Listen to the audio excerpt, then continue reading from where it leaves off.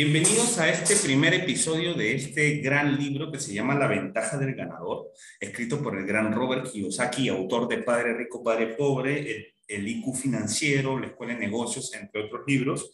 Y este libro comienza con una gran reflexión en su introducción. Él habla acerca de que en este momento de la economía hay billones e incluso trillones de dólares que están en busca de un hogar debido a que los gobiernos no dejan de imprimir enormes cantidades de dinero. Y los gobiernos no quieren que el mundo caiga en una depresión y por eso lo imprimen. Y esta es la razón por la cual los precios del oro y la plata suben, en tanto que los ahorradores terminan perdiendo. El problema radica en que el dinero de juguete solo está en manos de un reducido grupo de personas. Es por ello que los ricos se hacen más ricos y la clase media y baja cada vez se hacen más pobres, amigos. Así que si deseamos que la economía mundial se recupere, necesitamos una genuina educación financiera.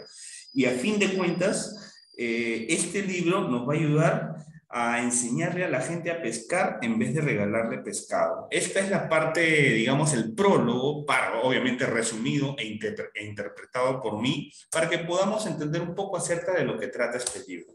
Y este libro lo primero que nos habla es cómo atrapas a un mono. Les voy a contar la historia que narra Robert Kiyosaki. Él dice, durante miles de años, los nativos de África y Asia han utilizado la siguiente técnica para atrapar monos. El cazador busca un árbol que tenga un agujero en el tronco y coloca frutas o nueces en el interior. El mono se acerca, mete el puño en el hueco y recoge el alimento. Como el puño está aferrado a la carnada, el mono no puede sacarlo del tronco y por lo tanto se queda atrapado. En lugar de soltar las frutas o las nueces, se retuerce, jala, tira, negándose a soltar su comida.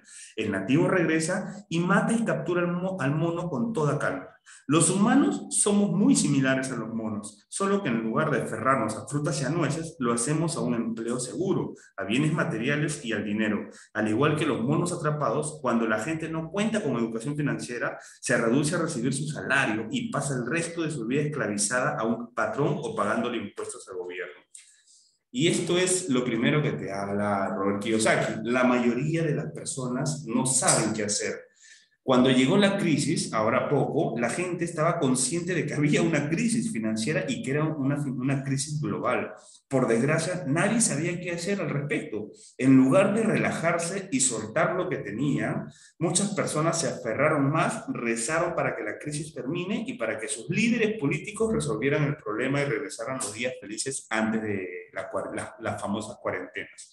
Por otra parte, hubo quienes sí sabían que tendrían que hacer cambios y lo hemos visto en muchos de nuestros amigos o conocidos. Hemos visto cómo negocios cambiaron y se volvieron verdulerías, otros negocios migraron hacia otros rubros, amigos que siempre nos decían no sé vender, saliendo a vender mascarillas. Vimos cómo muchas otras personas sabían que tendrían que realizar cambios. ¿Cuál fue el problema? Que carecían de una sólida educación financiera. No supieron con exactitud qué era lo que tenían que modificar.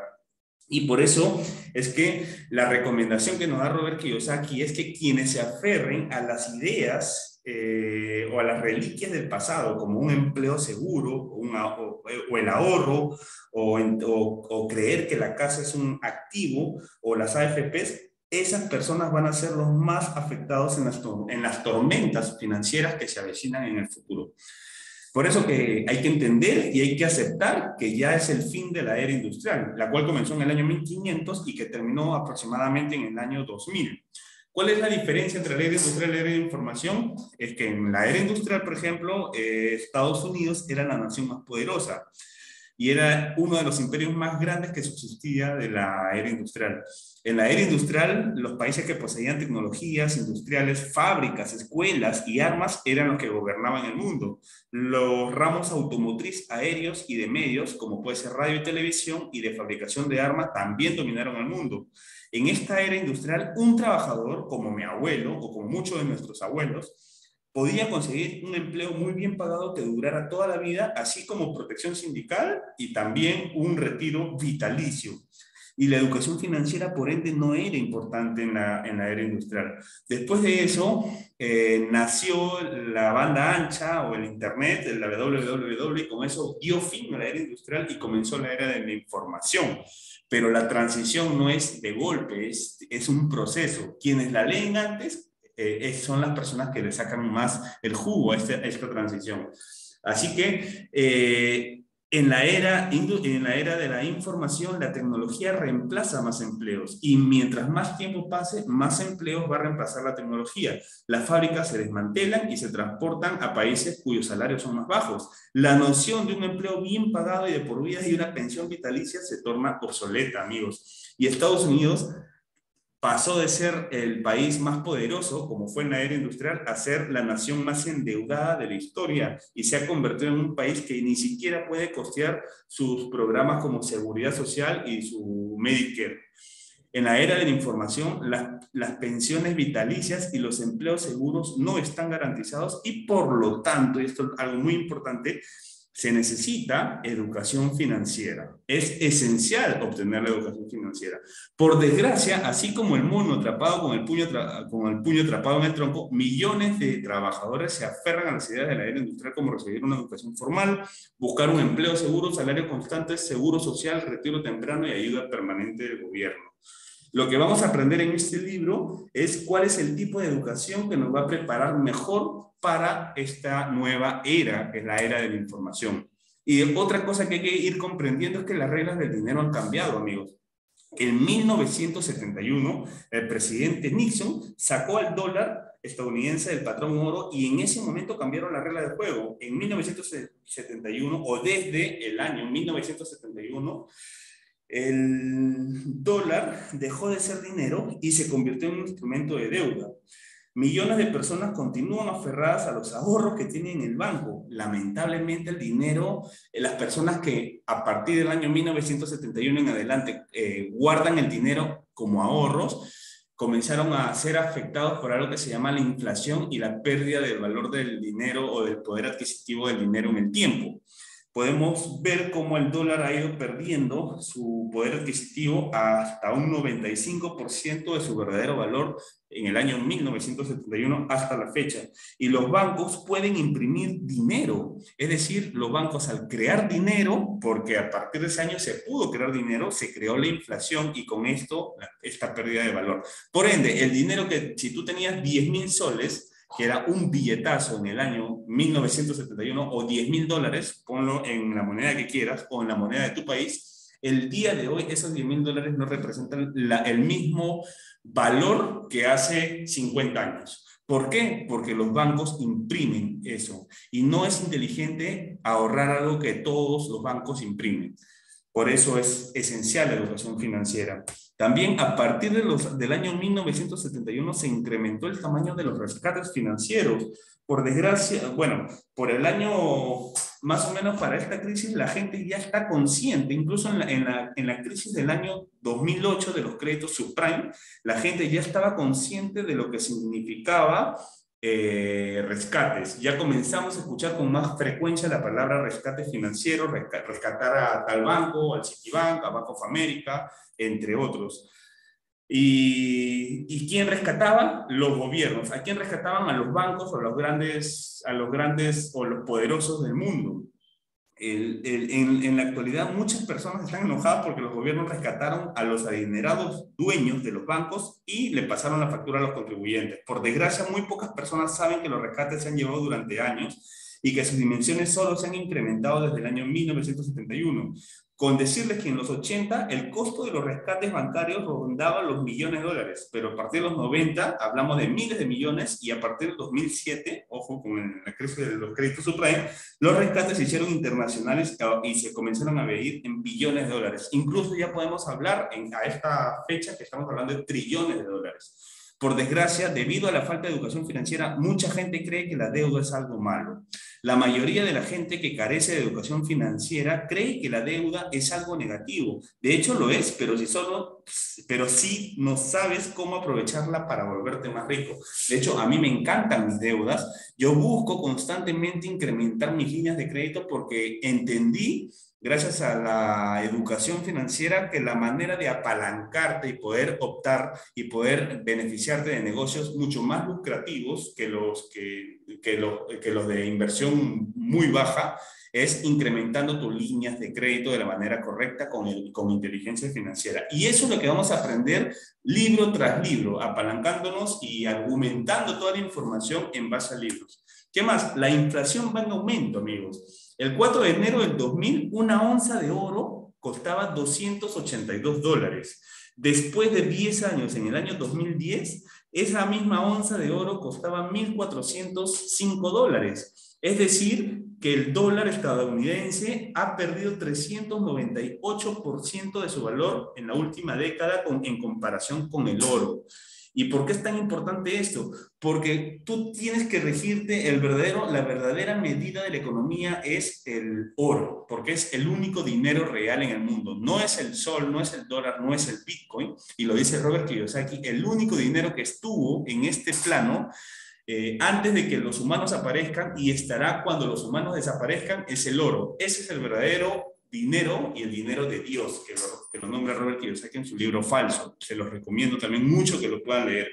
Ahora, ¿qué dicen? El precio del oro, por ejemplo, ahora les digo, ahora en el año 2022, si ustedes entran a cualquier página que cotice una onza de oro, se van a dar cuenta que el oro incluso está en 1.850 o $1.900 y sigue subiendo. ¿Por qué? Porque esa es la verdadera medida de la economía. Así puedes medir cómo va la inflación y cómo va perdiendo el dólar su poder adquisitivo. No es que el oro vale más, es que se necesitan más billetes verdes para comprar la misma cantidad de oro. Eso significa pérdida de valor adquisitivo. ¿Ok? Cualquier persona inteligente se va a preguntar cuánto va a costar la onza de oro a finales de la próxima década. ¿Cuánto costará un litro de gasolina a finales de la próxima década? O incluso, ¿cuánto van a costar los alimentos a finales de la próxima década? La mayoría de los monos no se hacen estas preguntas. En lugar de eso, vuelven a la escuela, trabajan más duro, pagan más impuestos, pagan precios más altos, se esfuerzan más por vivir debajo de sus posibilidades y ahorran, ahorran y ahorran. ¿Qué significa vivir por debajo de sus posibilidades? Significa que siempre vas a buscar vivir con menos de lo que ganas, siempre tratando de ajustar tu vida a lo que ganas. Y el verdadero dueño de negocios o una verdadera persona una persona con una verdadera educación financiera nunca busca eso. Lo que busca constantemente es incrementar los ingresos y premiándose, elevando su estilo de vida cuando cumple metas de elevación de ingresos. Eso es educación financiera. Por otro lado, dice que hay más gente pobre y tú y yo lo podemos comprobar. Estoy seguro que en la ciudad donde te encuentres o en el país donde te encuentres, puedes observar más personas en la calle pidiendo dinero, puedes encontrar más mamás con niños en brazos pidiendo dinero, que a veces nos parte el corazón y eso, ¿qué significa? Que cada vez va a haber más de eso en el mundo, lamentablemente. ¿Por qué? Porque nuestra economía va hacia esa dirección para las personas que se aferren a las reliquias del pasado, como un empleo seguro, nuevamente lo repito, como ahorrar, como pensar que tu casa es un activo, entre otras cosas. ¿Ok? Si te está pareciendo esta información muy, muy importante para tu educación, te invito a que le des like, que lo compartas, que te suscribas al canal. Te invito sobre todo a que le des like porque de esa manera me ayudas a llegar a más personas. Esta es es la década más emocionante de la historia. ¿Y por qué? Porque se descubrirá que el dólar es un fraude y surgirá una nueva economía mundial. El mundo sin fronteras va a salir a flote y ya lo estamos viendo gracias a tecnologías de bajo costo, como por ejemplo, como YouTube, como Zoom, ¿no? Que, por ejemplo, yo tengo un negocio de redes de mercadeo que, bueno, seguramente más de una persona que está escuchando esta información sabe, y yo puedo tener contacto con mis equipos de España, con mi equipo del norte, de Perú, con el equipo de Chile, con el equipo de la selva, con el equipo de muchas otras ciudades, y yo desde mi sofá.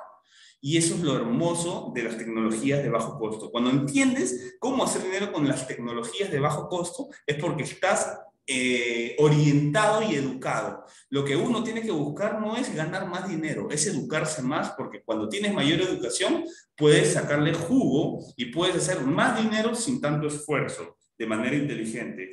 ¿Ok? Y esta va a ser, así como puede ser la década más emocionante de la historia, va a ser también una de las peores décadas de su vida para aquellas personas que no entiendan este cambio. En la era industrial, por ejemplo, amigos, se necesitaban dos tipos de educación. ¿Cuáles? La académica, que era la capacidad de leer, de escribir y resolver problemas matemáticos sencillos, y la educación profesional. La educación profesional para ganar dinero y ser un integrante productivo de la sociedad. Por ejemplo, ¿qué? Médicos, abogados, economistas como yo, contadores, etcétera. Pero en la era de la información necesitamos tres tipos de inteligencia: la académica, profesional y la financiera. ¿Por qué? Porque los empleos ya no son seguros. Lo único seguro es que algún día dejemos de trabajar en ese empleo. Por otro lado, ¿por qué las escuelas no ofrecen ningún tipo de educación financiera? ¿Se han preguntado? Pero si la educación financiera es tan necesaria, ¿por qué las escuelas no la enseñan? La respuesta es porque los humanos prefieren usar las escuelas para atrapar y entrenar monos. ¿Por qué? Porque si una persona cuenta con educación financiera sólida, no tendrá que aferrarse con tanta fuerza a un trabajo seguro, al cheque de nómina y a la pensión. Si esa misma persona conoce las leyes fiscales, no pagará impuestos innecesarios. Si entiende el sistema bancario, no ahorrará dinero en sus instituciones. En lugar de pensar que su casa es un activo, sabrá que en realidad es un pasivo. Si entiende la inflación, no tratará de vivir por debajo de sus posibilidades. En lugar de tratar de salir de deudas, aprenderá a usarlas para generar riqueza. Asimismo, sus deseos de tener un retiro cómodo no lo van a orillar y no lo van a acorralar a entregarle su dinero mensualmente con el 10% que le entregamos a las AFPs y que terminan en la bolsa de valores y a los corredores. ¿Ok? Así que esta es la primera parte de este gran libro, La ventaja del ganador. Vamos a hacer un promedio de 10 episodios. Les agradeceré mucho que le pongan like al video y que lo compartan con las personas que ustedes creen que esta información les va a sumar. Muchísimas gracias.